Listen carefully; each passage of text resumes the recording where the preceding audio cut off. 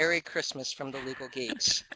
You are here for our Christmas Spectacular, which will be issue spotting legal issues and some of the greatest holiday classics out there. Jessica, how are you? I'm good, Josh. Merry Christmas. How are you? Wonderful. You look very Christmassy with the red and the tree. Thank you. Thank you. It's Tis the taking. season. Yes, it is fantastic. There are first ladies who would be envious of you. So let's discuss first and foremost perhaps the greatest Christmas movie ever. It's from just after World War II, and it's Jimmy Stewart's immortal It's a Wonderful Life. Now, Jessica, what's the first issue in It's a Wonderful Life that you noticed? Well, the most obvious one is a statement, the famous line from the movie, of course, that every time a bell rings, an angel gets his wings. The teacher, of course, who said that was a public school teacher, so there could be some concerns there about separation of church and state, the whole war on Christmas, of course, every year about what can the school say and can't say about Christmas. Obviously, it was a different time, but there still are the concerns there since the Constitution was written about keeping those two things separate. So there could be legal issues. Yes. And it's not actually in the Constitution, but we won't get into Well, Jefferson. all right. The letter to the Baptist. Yes, we won't get into that. But anyway, well, but you could argue it is in the First Amendment, but we won't get into that argument now. There'll be another bar fight. So let's focus on It's a Wonderful Life. And few people miss that, Mr. Gower, it does have a near miss with manslaughter. But he slaps George Bailey around, and that's child abuse.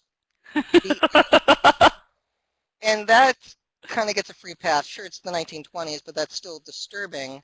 The other, actually 1919, I think. The other unfortunate thing in there is if the young George Bailey, who knew the medicine was poisonous, had knowingly delivered that poisonous medicine to a specific person who we knew the specific person was, that'd be murder. Yeah. There is no doubt that would be murder. And he doesn't do it. Now he goes to dad and he does, point it out to Gower, but that could have been a little creepy if he'd actually delivered it and caused some The problems. movie could have taken a much darker turn there. Yeah. There were a couple spots where they could have gone unpleasant. The other thing I always wondered, just what exactly was Violet's job? Why do you say Socialite. that? You, you, Oh. s- you see her like hanging out with dudes all the time and like iron clothes, but it's like is she like the socialite for the generals? I mean, like what's her deal? Tampa Bay socialite, a liaison to the military. Yeah, up in I think they're in upstate New York. I think they're supposed to be near Buffalo. And Bedford Falls is supposed to be Niagara Falls, but that's just something that's just weird. Yeah. Um, and the other thing that really bothers me is that Mr. Potter kept the $8,000 and is never arrested, and there's no legal action against Potter for keeping, the Bailey Building and Loans money. That always Yeah. kind of that's not good. And the other thing that hurts is there are Potters in my family, Oh. and yes, yes. Now, granted, one of them's named James Potter, so we do get the Harry Potter thing from that, but that's So it's a good and a bad name. yeah, it is a little hurtful. So let's talk about A Christmas Story. What issues jump out for you, Jessica, with A Christmas Story? Well, obviously the big one is the whole, although I can't say this because my son has one, but, giving a kid a BB gun, there are obviously concerns about giving that sort of dangerous weapon to a child. It's almost like, could you make some sort of attractive nuisance argument, obviously, if somehow he gets hurt or hurts someone else? Is there almost some sort of strict liability there for, again, giving a weapon to a child and, just saying, be careful with this and you're done. So that's obviously something that I'm sympathetic to because, again, my son has a BB gun and he loves it, but it is always a nerve-wracking kind of thing. Yeah, and when you give a kid, a BB gun, you're supposed to teach them the gun safety and everything that goes with that. And they kind of skip that, and he goes outside and plays with the gun right out of the gate. So that's like Way to go, Dad. Uh, the thing that bothered me, is, that the safe alternative gift was a football. And when you look at all the concussions, that professional football players have, and like the damage that they have, and then that the NFL's been dealing with it, this past year especially, the football Mm-hmm. might not be the safe choice for another A gift. And safe I'm not saying, alternative. yeah, I'm not saying shoots and ladders would be like, would make a little boy happy, because boys want to go outside and play. We want to play sports. It's in our nature. But it's like, would a So do baseball girls. be, yeah, yes, my mom played powder puff, but do, wouldn't it be safer for like a baseball? There's like less concussions and broken bones. I mean, they still happen, but it's less. It is as Minnesota actually just passed a law that all high school football games, you have to have an ambulance at the game. And my dad keeps saying, what kind of sport is this? And why are we allowing our high school students to do a game that's so dangerous that there's a state law requiring an ambulance be ready at every game? You're right, football is very dangerous. That is a dangerous sport. Of course, I got injured playing volleyball, but so I guess all sports have the risk. But yeah, football is, because of the concussions and the risk of brain damage, it does seem a pretty high-risk kind of sport. Yeah, and again, there's like no sport that's totally safe. I mean, we don't play, basketball and, on a Nerf court, but, there's always risk. But, what's an acceptable risk to have kids play? Yeah, And yeah, just as kids can only pitch so much in Little League because we don't want them to have damage. that's true. So anyway, just issues, from A Christmas Story, let alone Flick getting his tongue stuck to the pole. So, and Oh, I always lived in fear of that as a kid. yeah, that's not wise. No. Now, let's move to a modern classic, and that would Hmm. be Elf.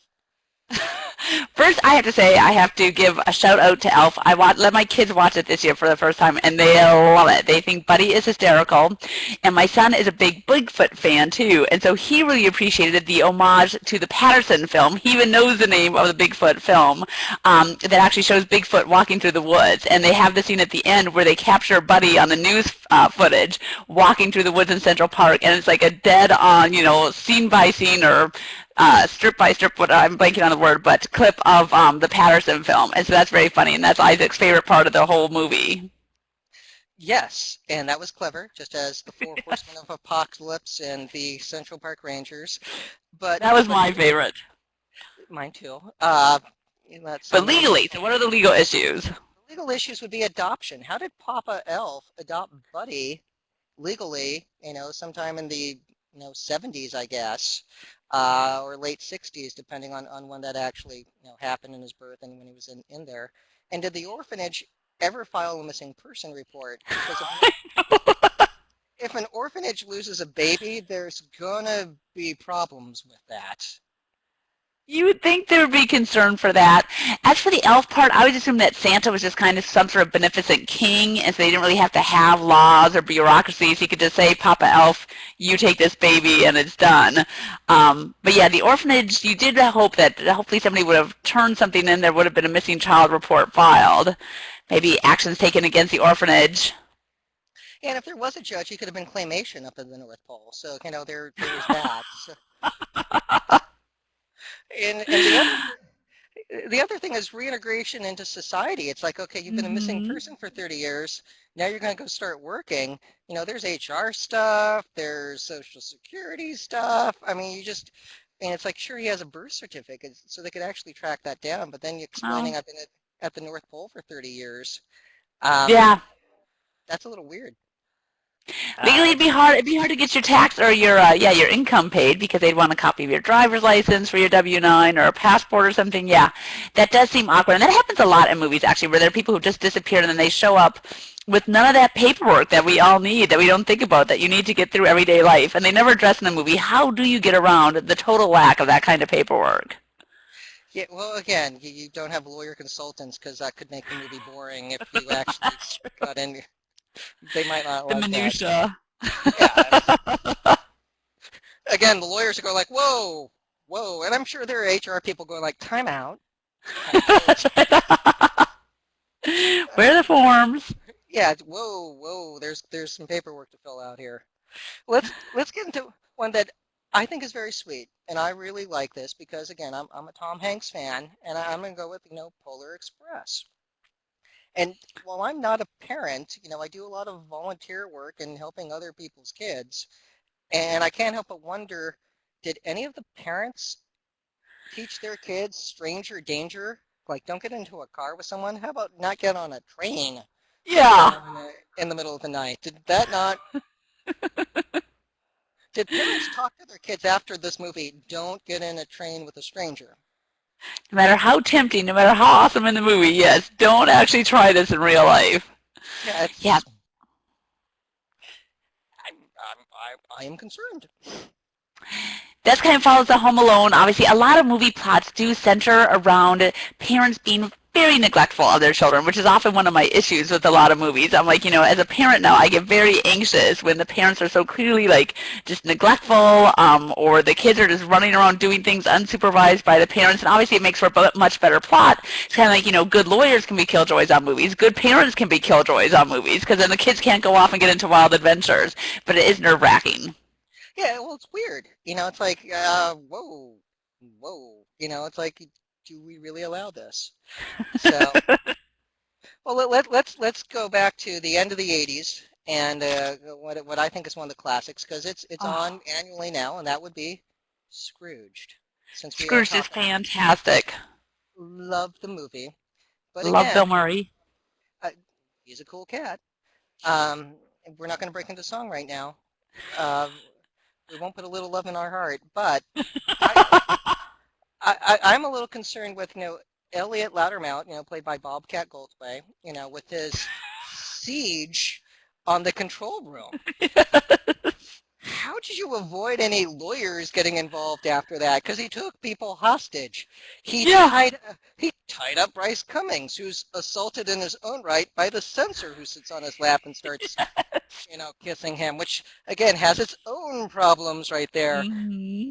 Where are the lawyers when this happens? Or does singing make all of those things just kind of go away? Everybody, yeah, got caught up in the Christmas spirit. Nobody liked Cummings either, so everyone's like, you know what? Really, he deserves it. So we're not going to press charges. Nobody cares. Yeah, but it's like he could still go out civilly. And it's like, eh, it's like, are you saying like there are no lawyers going to take that case? It's like, sure, Nobody will touch it.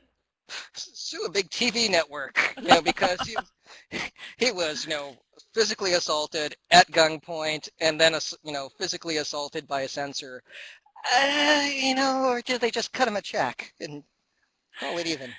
I'm guessing Bill Murray must have done that. He probably wrote a check to him at the end there or something to, yeah, shut him up. So, and again, well, that goes 9 to 5 is kind of the same sort of thing too with Dabney Coleman. So we could do a whole post on that. But the ending of that where I'm like, all right, Dabney Coleman has some very good claims against some people, and instead he just goes into the jungle and disappears. So, Yeah, you seek legal advice when something weird like that happens would be my recommendation. But yes. let's get to one of the grand poobahs of lawyer movies and Christmas, and All that is right.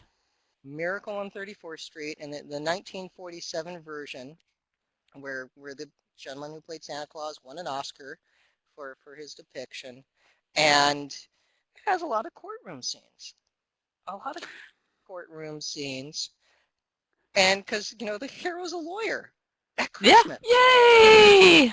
I mean, what's not to like about that? Moreover, it's a great vindication of the duty of loyalty to a client, where this guy puts it all on the line to defend someone from getting thrown into an insane asylum, including quitting his law firm job because the firm was putting pressure on him not to defend Santa Claus.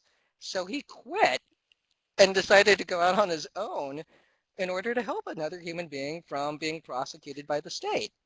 That's cool. Wow. I wish more. I'm like, would most lawyers do that? I'd hope most lawyers would do that. I would guess they wouldn't, but that's pretty nice. I don't know if I Yeah, would, but that's pretty nice. I mean, like, when you look at the ABA model rules, the scope of representation can have Hmm. limits, but the duty of loyalty, there's a lot to be said for the duty of loyalty and Hmm. how long it continues and all that good stuff. But like, it's like, okay, that's actually heroic.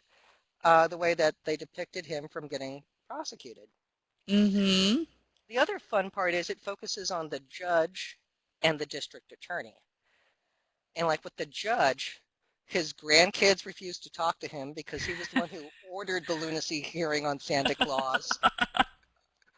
That'd And be hard pressure.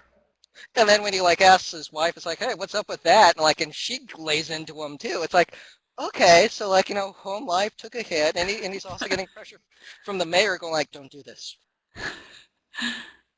Then you get the DA, the same thing's happening to the DA with his Mm-hmm. wife ripping into him, and even going so far as the wife showing up in court with the son to have the son testify against the DA's case, saying like, I believe in Oh. Santa Claus because my dad, the DA, told me there is a Santa Claus. And it's like, so you get like a child testifying, Mm-hmm. Your which own child testifying basically almost against you. because the wife showed up and allowing the kid to testify. It's like, wow, that has all kinds of issues attached to it, but it's like, that's cool. And of course the mail coming in, and since the U.S. Post Office, which they do reference being an efficient bureaucracy, recognizes Santa Claus, that therefore it's okay, and that's their way out. But it's a great courtroom drama, It is. and the lawyer's a hero, and the judge and the DA turn out to be okay too at the end. So that's all the lawyers win. It's a good thing. That should be the top lawyers Christmas film. See, we could have made that. That's like, what Christmas film do lawyers love the most? And it could be this one because it makes us look good. Yeah, we're the heroes. It's like Jurassic Park, everyone's rooting for the Tyrannosaurus Rex to eat the lawyer, and like in this one, it's the lawyer's the hero. The lawyer protects Santa Claus. It's like we actually get depicted in a very positive light in this movie, and it's like, God bless them for doing that in 1947. That is good. But to end this, I will, I'll point out, The Grinch, Ron Howard's movie, which had some, problems with it, and with its, it's still on every year, but there were some people who criticized it. But one of the nice things about it is it ends with a dedication to his mom because Yeah. she loved Christmas the most, and I like that a lot because my mother was way into Christmas, Yeah. and she loved it dearly, as did my grandmother. My God, my grandmother knew how to throw a Christmas party because she was a good Midwest girl during the Depression, and she knew how to take care of people, and she was a great cook, and she loved Christmas. So I Oh. appreciate. So that ending I thought was sweet, and probably the best way to end a Christmas movie.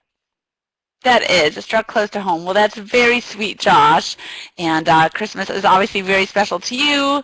It's obviously special to many of us for a lot of reasons. Other people have other holidays this time of year that are very special to them as well, too. So I have to wish you a Merry Christmas and wish all of our Legal Geeks fans and friends a happy holiday, whatever they celebrate at this time of year or any time of year with their families and their loved ones. Thank you, Jessica. A very Merry Christmas to you. Lovely Thank tree you. once again. We got the Thank nice you. big bulbs on it. And to everyone, stay geeky, America, and we will see you in